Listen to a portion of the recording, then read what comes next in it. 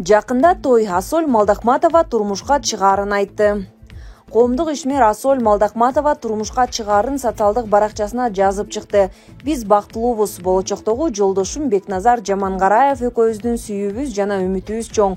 Жакында той деп жазды ал эми Асол Малдахматованын сүйүктүүсү да социалдык тармактагы баракчасына мен жана сүйүктүүм Асол Малдахматова. Биз бактылуубуз, сүйүүгө, кыял үмүттөргө толуп турабыз. Биздин сүйүүбүз баарын жеңерине ишенем деп жазган. Булак супер чекиткейчи. КРСО Садыр Жапаровдун окууну бүткөнүн тастыктады. Кайсы темада диплом жактаган? Кыргыз-Орус Славян университетинин ректору Владимир Нефадьев өлкө башчы Садыр Жапаров 2006-жылы юридикалык факультетти заочно окуп бүткөнүн тастыктады. Анын айтымында Садыр Жапаров жогорку кеңештин депутатынын конституциялык укугу аттуу дипломдук ишин 2006-жылдын 19-майында коргогон. Садыр Жапаров башка студенттер сыяктуу эле диплом алган, дейт ректор. Белгилей кетсек, коомчулукта президент Садыр Жапаровдун диплому тууралуу сөз козголуп, аны текшерүү боюнча кептер тараган. Булак ЖТТВ чекиткейчи. Текебаев: депутат болуу үчүн диплом эмес, абийир керек. Баш мыйзамга ылайык Кыргыз Республикасынын жарандары мамлекеттик органдарга жана жергиликтүү өз алдынча башкаруу органдарына шайлоого жана шайланууга, ошондой эле референдумга катышууга укуктуу. Бирок 2019-жылы жогорку кеңеште кабыл алынган жогорку кеңештин депутаты жогорку билимдүү болсун деген норма баш мыйзамга каршы келет. Саясатчы Өмүрбек Текебаев депутат үчүн билимдүү болушу керек деген талап жакынкы күнгө чейин болгон эместигин жана башка өлкөлөрдө андай норма жок экенин белгиледи. Анткени качып бозуп жүргөн революционерлер президент болгон. Лениндин деле, Сталиндин деле диплому болгон эмес. Башка өлкөлөрдө депутат жогорку билимдүү болушу керек деген норма жок. Кыргызстандын мурунку жана азыркы конституциясында депутат болуу үчүн 3 эле талап бар. Жашы 25тен жогору болушу керек, Кыргызстандын жараны болушу керек, диний кызматкер болбошу керек, билими болушу керек, башкасы болушу керек деген талаптар конституцияга каршы чектөө.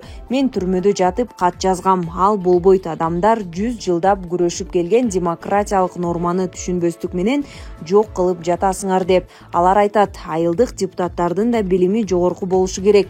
Улакчылар депутат болуп келип алды деп. Статистика боюнча айыл жеринде 12% эле жашоочулардын жогорку билими боюнча диплому бар экен.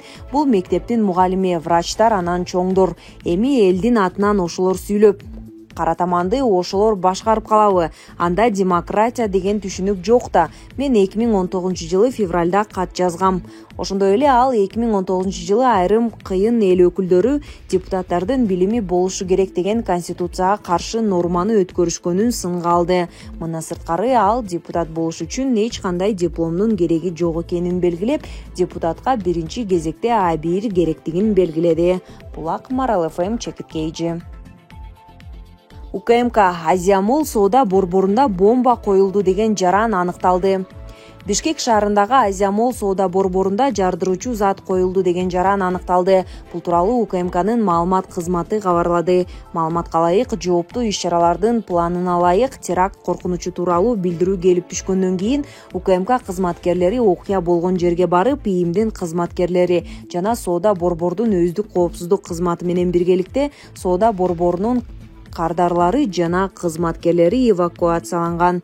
Кыргыз Республикасынын ИИМдин кинология кызматы тарабынан имараттын жана ага чектеш аймакты текшерүү учурунда жарылуучу жана башка коркунучтуу заттар табылган эмес. Ошондуктан саат 19:00 соода борборунун иши кайра жандандырылган. Ошол эле учурда жүргүзүлгөн ыкчам иликтөө иш-чараларынын жүрүшүндө бомба тууралуу билдирген уюлдук номердин ээси Кыргыз Республикасынын жараны аныкталып, бул кылмышка катыштыгы бар экени такталууда. Ошондой эле окуянын башка жагдайлары териштирилүүдө деп айтылат маалыматта. Булак Назарнёз Чекиторг. Олуттуу маселе: бизге Адахан керекпи же жерибиздин бүтүндүгүбү? Соңку убакта Адахан Мадумаров башкы прокуратурага барып, чек ара боюнча кылмыш ишине катар сурак берди. Адатынча аксынып эч нерсени моюнга албагандай түр көрсөтүүдө. Ал эми президент Садыр Жапаров кыргыз-тажик тилкелеринин талаш тартышына чечилбей жатканына токтолуп, Мадумаров коопсуздук кеңешинин катчысы болуп турганда кол койгон протоколдун кедери тийип атканын, 4 көчө аймагынан көйгөй жаратканын билдирген. Өзүбүздүн 275 метр узундуктагы 5 гектар жерди тажик тараптан 49 жылга арендага алганы, ЧММКларда далай жазылып талкуу жаралганы эсибизде. Сыягы тили сайраган Мадумаровдун түбүнө баткендеги жерге балп эте кол койгон катачылыгы жетип, биротоло камалып кетсе, тажиктер менен чек ара маселесин чечүүдө жеңилдиктер жаралабы? Алар Мадумаровдун протоколун бетке кармай алышпай калат. Себеби иш жүзүндө мамлекеттик документке кол койгон адамды сот кылмышкер чыккынчы катары тааныса, Душанбе бийлиги утулабы? Ошондо эл аралык коомчулукка жүзүбүз жарык болобу? Натыйжада кыргыз бийлиги жерин сактоодо жеңишке жетери алдыртан айтылууда. Дал ушул өңүттөгү олуттуу баскычты түшүнүү зарыл. Бизге адахан керекпи же жерибиздин бүтүндүгүбү? Акыл калчай турган кез келди. Бул саясий куугунтук эмес. Булак Азия News газети. Алматыда жашыруун көмүлгөн сөөктөр табылды. 20 январда Европарламент Казакстандагы январь окуялары боюнча резолюция кабыл алды. Анда депутаттар Европа кеңешин Казакстандагы кандуу тополоңдорго жооптуу мамлекеттик аткаминерлерге санкция салууга үндөштү. Ал арада Алматыда башламандыкта мерт болгондордун сөөгү жашыруун көмүлгөн жер аныкталганы маалым болду. Полиция ал жерде согушкерлердин сөөгү көмүлдү деп айтып жатат. Европарламент бейшембиде кабыл алган 27 беренеден турган документте депутаттар казак бийлигин саясий куугунтукту токтотууга, негизсиз кармалган жарандарды бошотууга үндөшкөн. Президент Касым-Жомарт Токаевдин эскертүүсүз ок атуу тууралуу буйругу Казакстандын адам укуктарын сыйлоо жана коргоо боюнча эл аралык милдеттенмелерин бузуу катары сыпатталган. Резолюциянын авторлору тополоң үчүн жоопкер болгон казак бийлигинин жогорку даражалуу аткаминерлерине санкция салууну талап кылды. Казакстандын тышкы иштер министрлиги Европарламенттин резолюциясы субъективдүү маалыматтарга негизделгенин билдирди. 21 январда Ак Ордо тараткан билдирүүдө расмий иликтөөнүн жыйынтыгы чыкмайынча мындай документтердин кабыл алынышын туура эмес деп эсептейбиз деп жазылган. Ал арада казакстандыктар дайынсыз жоголгон жакындарын абактардан же өлүкканалардан таап жатышат. Алматылык фотосүрөтчү Саят Адылбек уулу 5 январда кызына дары алуу үчүн көчөгө чыккан. Бир нече сааттан кийин ок тийип үйүнө араң жеткен. Жакындары тез жардам чакырып, медиктер Саятты ооруканага алып кетишкен. Ага операция жасалып, бир бөйрөгүн алып салууга туура келген.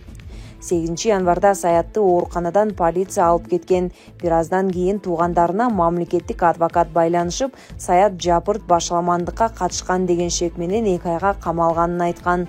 Ал кезде интернет жок болчу. Иним көчөдө эмне болуп жатканын да так билген эмес. Ал фотограф болчу. Ден соолугу анча жакшы эмес. 2018 жылы эле 3 топтогу майып деген аныктама берилген.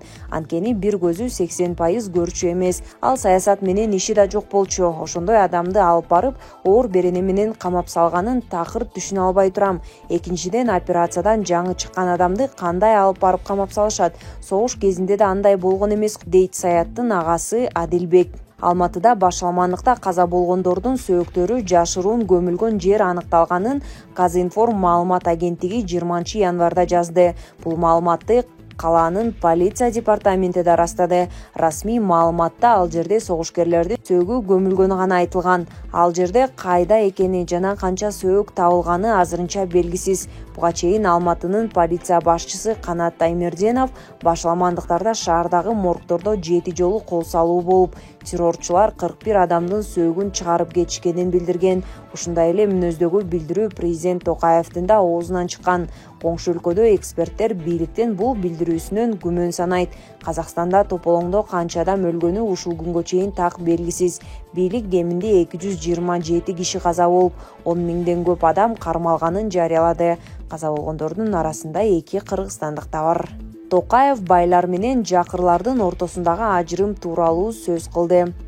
Казакстандын президенти Касым-Жомарт Токаев байлар менен жакырлардын ортосундагы кабыл алынгыс ажырым өкмөткө каршы нааразылык акцияларына, кан төгүүлөргө алып келгенин билдирди.